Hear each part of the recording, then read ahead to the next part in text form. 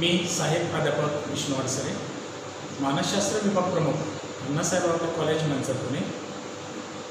आपण या अगोदरच्या व्हिडिओमध्ये मुलाखती म्हणजे काय आणि मुलाखतीची उचितता, मुलाखत कशी असावी या संदर्भात चर्चा केली आणि आज आपण मुलाखत समस्या आणि उपाय या मुद्द्यावर चर्चा करणार आहोत। मुलाखत ही प्रत्येक व्यक्तीच्या जीवनातील महत्त्वाची एक पायरी आहे। या मुलाखतीच्या माध्यमातून अनेक नवीन व्यक्तीची, नवीन उमेदवाराची निवड होत असते आणि ही निवड करताना अनेक प्रकारच्या समस्या सुद्धा उद्भवत असतात आणि त्या समस्येवरती काय उपाय आहेत ते उपाय या व्हिडिओमध्ये आपण पाहणार आहोत। मुलाखत समस्या आणि उपाय यामध्ये प्रामुख्याने 3 समस्या निर्माण झालेल्या असतात। पहिली म्हणजे समस्यांचा उगम आणि त्या समस्यावरती उपाय।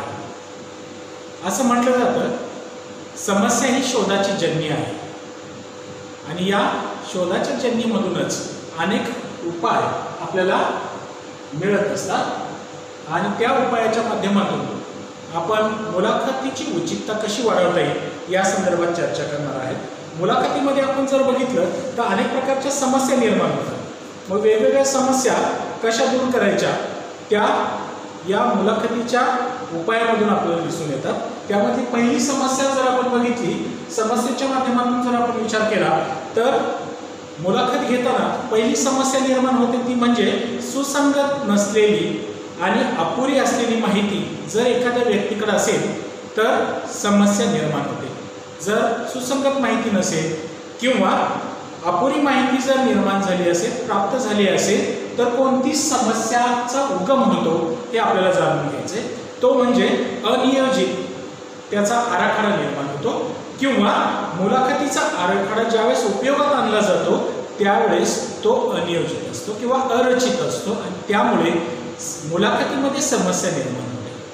मग आता अशी समस्या निर्माण झाल्यानंतर आपल्याला उपायाकडे जावं लागतं। मग यावरती काय उपाय करावा लागतो तर सुरचित मुलाखत घ्यावी लागते। म्हणजेच मुलाखत घेताना उदाहरणार्थ आपल्याला मुलाखतीच्या प्रश्नांचा जो क्रम आहे, क्रमवारी आहे ती आपल्याला क्रमाने घेतली पाहिजे किंवा दुसरा उपाय म्हणजे जो मुलाखतकार आहे तो मुलाखतकार प्रशिक्षित असला पाहिजे।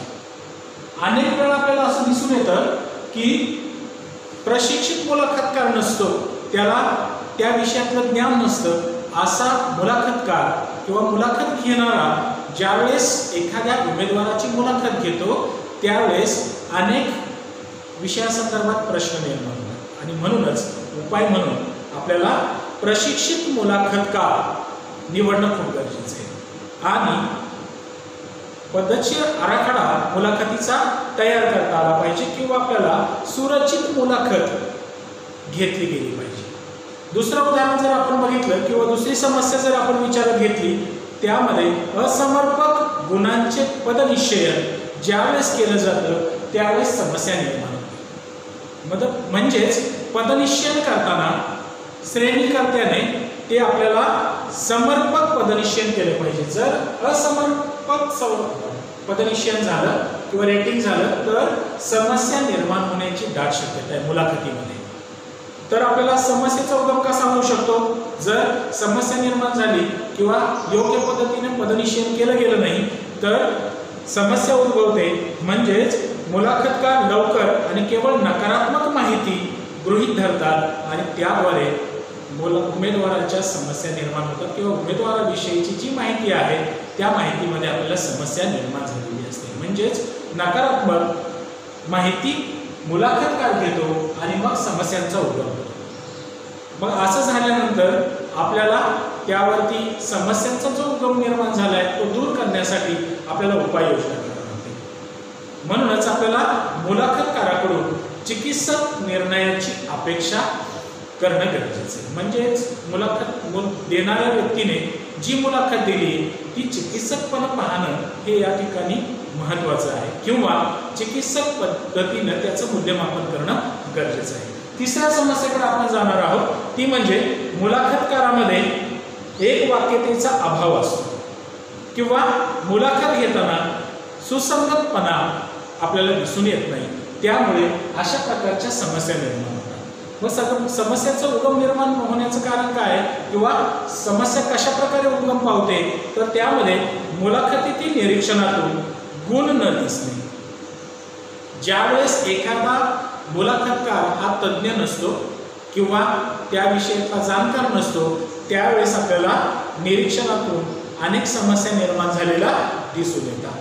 किंवा असा जो मुलाखतकार आहे तो पक्षपातीपणा करण्याचा प्रयत्न करतो, अशी एक समस्या उद्भवण्याची दाट शक्यता असते. कारण या समस्येच्या उगमामध्ये तो जो मुलाखतकार आहे, मुलाखत घेणारा आहे, तो पक्षपातीपणा करतो किंवा त्याच्या व्यक्तिमत्वामध्ये जे पूर्वग्रह दूषित दृष्टिकोन आहेत ते दृष्टिकोन तिथं निर्माण झालेले आपल्याला दिसून येतात आणि म्हणून योग्य उमेदवाराची निवड होत नाही किंवा त्याचं पदनिश्चयन किंवा त्याचं रेटिंग चांगल्या प्रकारे होत नाही.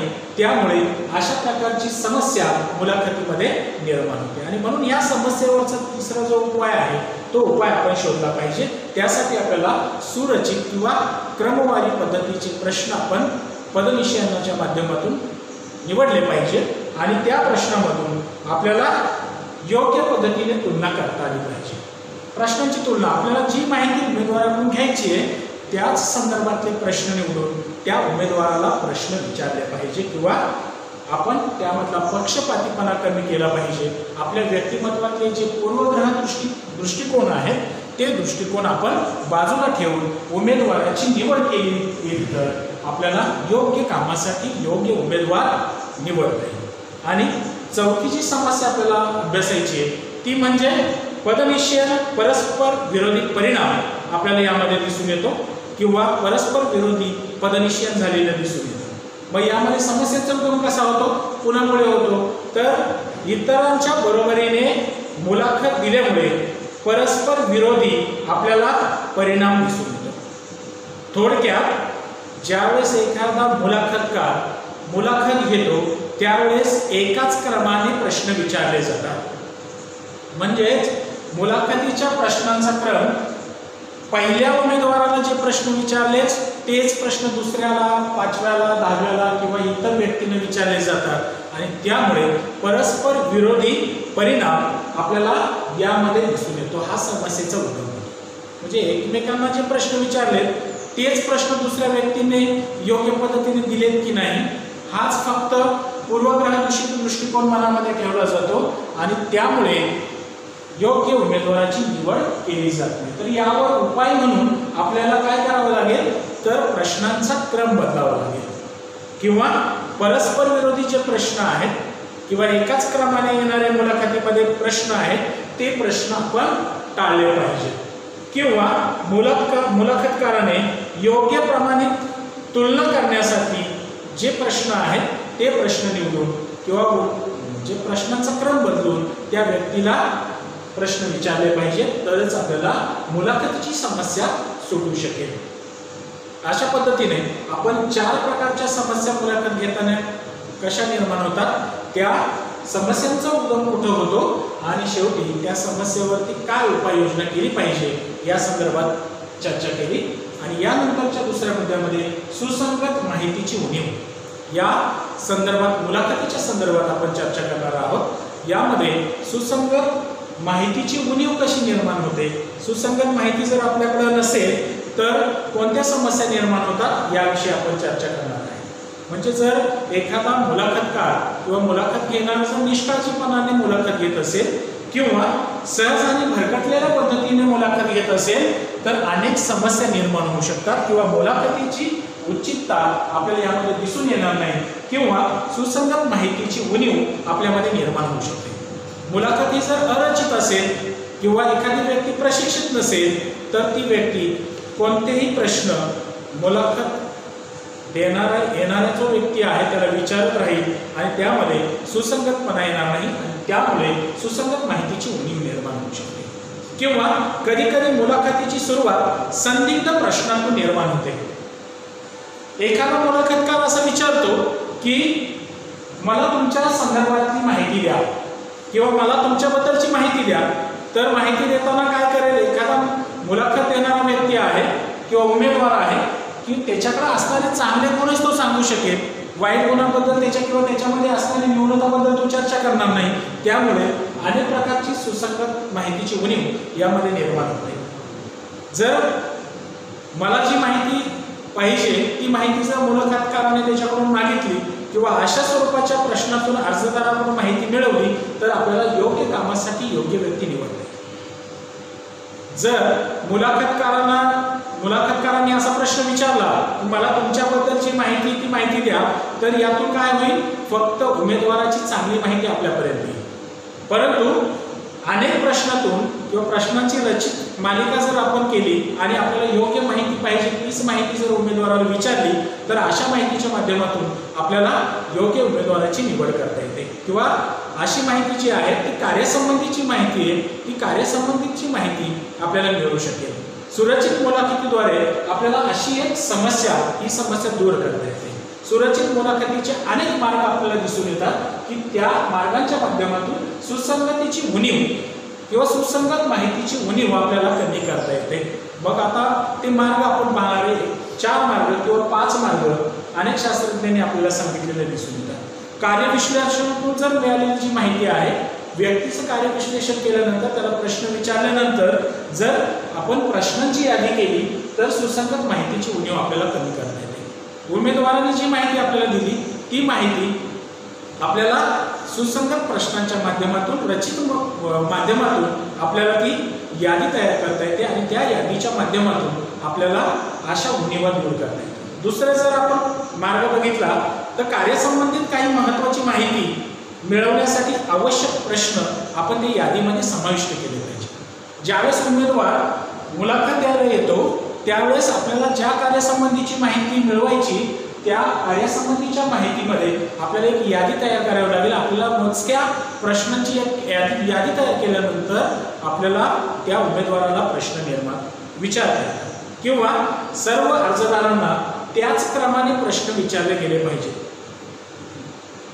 एखाद्या वेळेस असं होतं, उदाहरणार्थ एखादा मुलाखतकार पहिल्या उमेदवाराला वेगळे प्रश्न विचारतो, दुसऱ्या उमेदवाराला वेगळे प्रश्न विचारतो आणि तिसऱ्या उमेदवाराला वेगळे प्रश्न विचारतो किंवा अनेक उमेदवारांना वेगवेगळ्या पद्धतीने प्रश्न विचारले जातात. त्यावेळेस सुसंगत माहितीची उणीव निर्माण होण्याची दाट शक्यता असते. अशा वेळेस रचित मुलाखत, ज्याला आपण रचित मुलाखत किंवा प्रश्नांची क्रमवार मालिका असं म्हणतो, अशी मुलाखत घेणं गरजेचं आहे.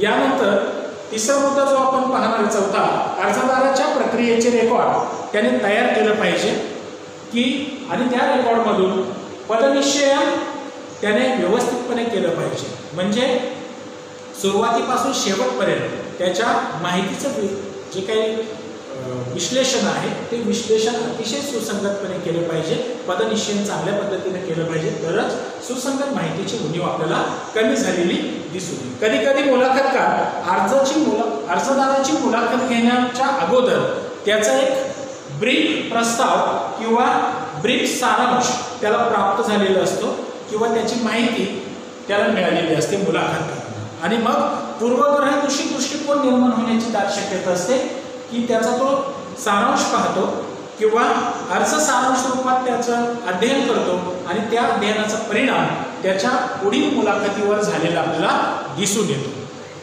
थोडक्यात पूर्वची माहिती मिळवलेली आहे किंवा पूर्व निर्धारितची माहिती त्या मुलाखतकाराला मिळालेली आहे, त्या मुलाखतीमधून त्याचा एक पूर्वग्रह होतो की हा उमेदवार चांगला आहे. परंतु अशा वेळेस त्याचा पूर्व जो काही अर्ज सारांश आहे तो न वाचता जर त्या उमेदवाराला तुम्ही प्रश्न विचारले, सुरक्षित प्रमाणे प्रश्न विचारले तर आपल्याला सुसंगत माहितीची उणीव जाणवणार नाही किंवा निर्माण होणार नाही. थोडक्यात प्रश्न निर्माण झालेला ठसा जो आहे किंवा प्रथम निर्माण झालेला जो ठसा आहे तो शेवटपर्यंत टिकून राहतो आणि मुलाखतकाराला असं वाटतं की हा उमेदवार चांगला आहे. कारण का, अर्ज सारांश त्याचा अगोदर त्याला प्राप्त झालेला असतो.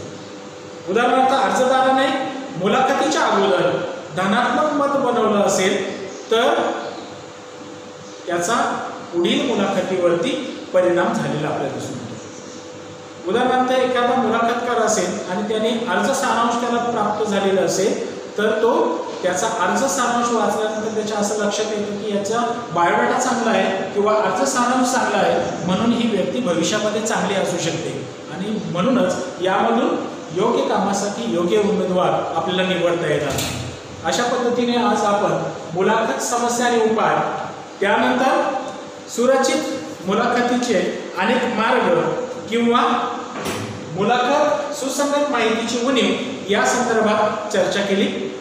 मला असं वाटतं की या मुद्द्याच्या विश्लेषणानंतर तुम्हाला हे समजलं असेल की मुलाखत समस्या आणि उपाय म्हणजे काय आणि सुसंगत मुलाखतीची उणीव काय कोणत्या मुद्द्यामध्ये किंवा कशा प्रकारे निर्माण होते हे तुम्हाला समजलं असेल। धन्यवाद।